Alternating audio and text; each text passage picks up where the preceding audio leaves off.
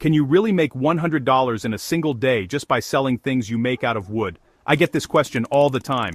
People see woodworking projects online and think it's an easy way to earn some extra cash. Well, I decided to put that idea to the test. The challenge was simple. Start with a pile of wood and try to make $100 in just 24 hours. The clock started ticking at 8 a.m. I had no online store, no pre-orders, and no fancy marketing plan. Just me, my tools, and a deadline. It's one thing to build something cool in your workshop, but it's a completely different game to actually sell it. The rules I set for myself were strict, because I wanted this to be a real-world test. First, I could only use the wood I had on hand, a few pine boards and some scrap plywood. No running to the store for exotic lumber. Second, all sales had to be final and paid for within the 24-hour window. This wasn't about taking orders for future builds. It was about moving inventory today. The biggest rule of all? I couldn't use my existing online audience. That meant no YouTube announcement, no Instagram post to my followers. I had to start from zero, just like anyone else would. This was about the hustle, not the hype. This challenge isn't just about woodworking skills. Honestly, that's the easy part. The real test is in the selling. Can you identify a need, create a solution, and then convince someone to pay you for it? It's a nerve-wracking process. You pour your time and effort into creating something, and then you have to put it out there for the world to judge. What if nobody wants it? What if they think your price is too high? These are the questions that keep many aspiring woodworkers from ever trying to sell their work. I wanted to face those fears head-on and document every step of the journey for you. So, with the clock ticking and a pile of wood staring back at me, the pressure was on. $100 might not sound like a lot of money, but when you have to earn it from scratch in a day, it feels like a mountain. The first and most important decision was what to build. This choice alone could make or break the entire challenge. I couldn't afford to spend hours crafting a beautiful piece of furniture that might not even sell. I needed something fast, practical, and highly desirable. The gears in my head started turning immediately. The day had just begun, but I was already feeling the heat. The first hour was all about brainstorming. I paced around my workshop, looking at my limited pile of wood and thinking about what I could make. My first thought was a fancy end table or a complex decorative box, but I quickly shut that down. Those projects take too long. They require a lot of sanding and finishing, and the market for them can be picky.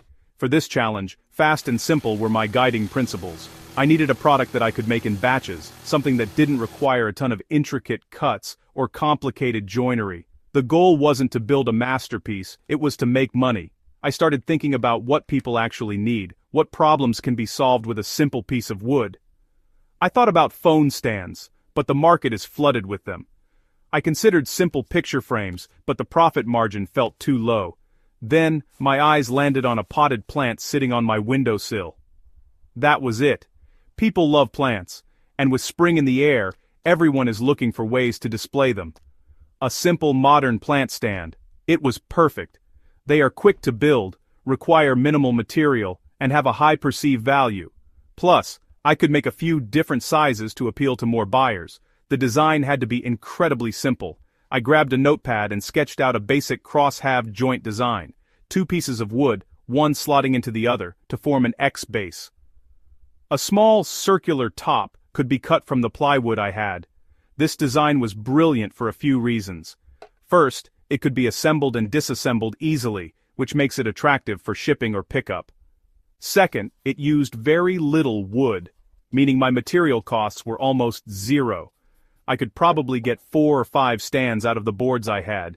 This was a numbers game, and building in batches was the only way I'd hit my $100 goal. With the plan solidified, I felt a surge of confidence. This was a product I could get behind. It was useful, it looked good, and most importantly, I could build it fast. I figured I could probably knock out a batch of 5 stands in just a few hours. That would leave me the entire afternoon and evening to focus on the hardest part, selling. The key to making money in woodworking isn't always about building the most beautiful thing. It's about building the right thing, a product that people want and are willing to pay for. I was betting that these simple plant stands were the right thing for today. With my plan in place, it was time to make some sawdust. I grabbed my pine boards and headed over to the miter saw. The key to speed is batching your cuts. Instead of making one stand at a time, I set up my saw to make all the identical cuts for the legs at once. This assembly line approach saves a ton of time because you're not constantly changing settings or measuring new pieces. I cut all 10 leg pieces for 5 stands in about 15 minutes. Then, I moved on to cutting the slots for the cross-half joints.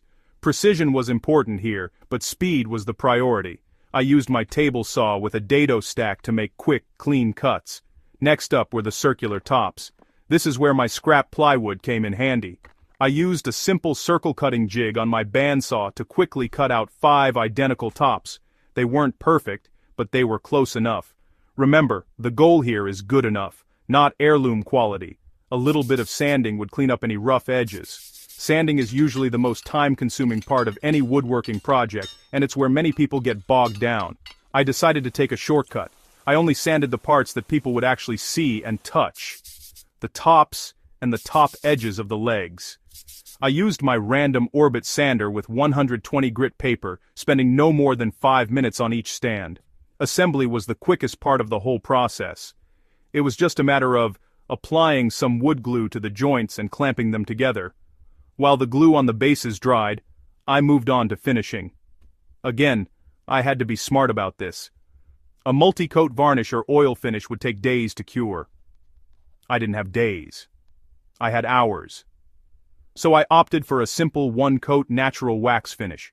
It's easy to apply with a rag, it dries almost instantly, and it gives the pine a nice warm glow that looks professional. It also has the added benefit of being food safe and non-toxic, which is a great selling point for something that will be in people's homes.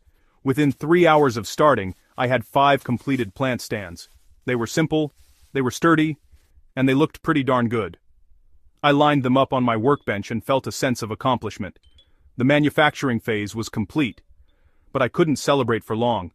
I was only halfway there. Now, these wooden objects had to be turned into cold, hard cash. The easy part was over. The daunting task of finding 5 buyers in less than a day was about to begin.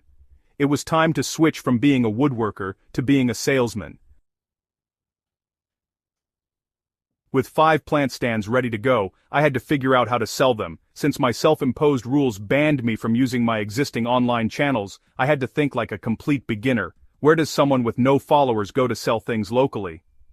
The answer was obvious. Facebook Marketplace and Craigslist.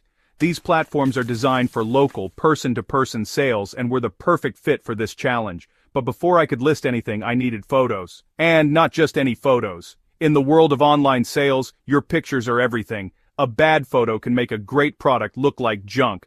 I took one of the plant stands into my house to stage it. I didn't just snap a picture of it on my messy workbench. I found a corner with good natural light, placed a nice-looking plant on the stand, and arranged it next to a chair to give it some context and scale. I took photos from multiple angles, a straight-on shot, a close-up of the wood grain, and a lifestyle shot showing it in a room. A good photo tells a story and helps the potential buyer imagine the item in their own home. It's the single most important thing you can do to make your product look valuable and desirable. It took me an extra 30 minutes, but it was time well spent. Next, I had to write the listing description. I kept it simple and to the point. I used a clear descriptive title, Handmade Modern Wood Plant Stand. In the description I highlighted the key features. I mentioned it was made from solid pine, had a natural wax finish, and provided the dimensions. I also made sure to mention that it was handmade locally, which can be a huge selling point for people who want to support local creators. I decided to create a single listing and mention that I had 5 available. This was a strategic move to create a sense of scarcity and encourage people to act fast, if they were interested. Finally, it was time to set a price. This is where so many makers go wrong. They either price their work too low because they lack confidence, or they price it too high and wonder why it doesn't sell. I wanted to hit my $100 goal, and I had 5 stands. Simple math told me I needed to sell each one for $20, but I decided to price them slightly higher at $25 each. This gave me some wiggle room for negotiation. People on platforms like Marketplace love to feel like they're getting a deal. By pricing them at $25, I could graciously accept an offer for 20 and still hit my target. With the photos uploaded and the description written, I hit post. Now, all I could do was wait. Hitting the post button was followed by an unnerving silence. For the first hour there was nothing. No messages, no views, nothing. This is the part of the process that really tests your nerve. The doubt starts to creep in. Did I pick the wrong product? Are my photos bad? Is my price too high? I found myself refreshing the page every 30 seconds, hoping for a notification that never came. It's easy to feel confident when you're building something, but it's a whole different feeling when you're waiting for a stranger to validate your work with their money. I started to wonder if I had made a huge mistake. Maybe this whole challenge was a foolish idea. Then, the first message came in. My heart leaped. But my excitement quickly faded. The message was a classic lowball offer. Will you take $10? It's a frustrating but inevitable part of selling online. Some people will always try to get something for next to nothing. I politely replied, "Thanks for the offer, but the lowest I can go is 20. I refused to get discouraged. A lowball offer is still a sign of interest. It meant that someone saw my listing and thought about it long enough to send a message. But the silence returned, and the afternoon was slipping away. I started to worry that I would end the day with 5 plant stands and $0. Just as I was about to lower the price on the listing, a second message popped up. This one was different. "Hi, is this still available?" This is the golden phrase you want to see. It usually means you have a serious buyer. I replied immediately, "Yes, it is. I have a few available." We exchanged a few messages. They asked about the dimensions, and then came the magic words. "Great, I'll take 2. Can I pick them up this evening?" We agreed on a price of $25 each, no haggling needed. They wanted 2 of them. Just like that, I was halfway to my goal. We arranged a time and a safe public place for the exchange. That first sale was a massive relief. It was the proof of concept I needed. It proved that my product was desirable, and my price was fair. The feeling was incredible. It wasn't just about the $50, it was about the confirmation that I had created something of value. The doubt that had been nagging me all afternoon began to fade, replaced by a renewed sense of energy. With 2 stands sold and 3 remaining, my $100 goal suddenly felt within reach. The clock was still ticking, but now I had momentum on my side. The waiting game was brutal, but the payoff was sweet. With $50 in the bank, or at least promised via pickup later, I was feeling much better. But the day wasn't over, and I still had 3 plant stands to sell. The evening rush on Marketplace seemed to be dying down, and I knew I needed to be proactive if I wanted to hit my goal before my 24-hour deadline. I decided it was time to adjust my strategy. My initial listing had been up for a few hours, and its visibility in the algorithm was probably starting to fade. It was time for a price drop to generate new interest and create a sense of urgency for anyone who might have saved the item earlier. I edited the listing and dropped the price from $25 to a firm $20. I also updated the description to say price drop, only 3 left. This is a classic sales tactic. The price drop makes people who are on the fence feel like they're getting a special deal, and the only 3 left part introduces scarcity. People are more likely to buy something if they think it might not be available later. Sure enough, within minutes of the update, my phone buzzed again. It was a new message from someone asking if they could pick one up right away. We quickly coordinated, and just like that, another stand was sold. That brought my total to $70. The pressure was mounting as my 8 a.m. deadline loomed closer. I had 2 stands left and needed to make $30. I got another message from someone offering 15 for 1. Earlier in the day, I might have held firm at 20, but with time running out, I knew I had to be flexible. I countered with, "How about we meet in the middle at 18? They agreed immediately. A sale is a sale, and at this point, every dollar counted. That brought my running total to $88. I was so close I could taste it. I had 1 stand left and needed to make just $12 more. The night was getting late, and I wasn't sure if I'd find another buyer before morning. Then, something unexpected happened. The buyer who was on their way to pick up the stand for 20 messaged me. "Hey, I'm here. My friend loves the stand. Do you happen to have another one?" I couldn't believe my luck.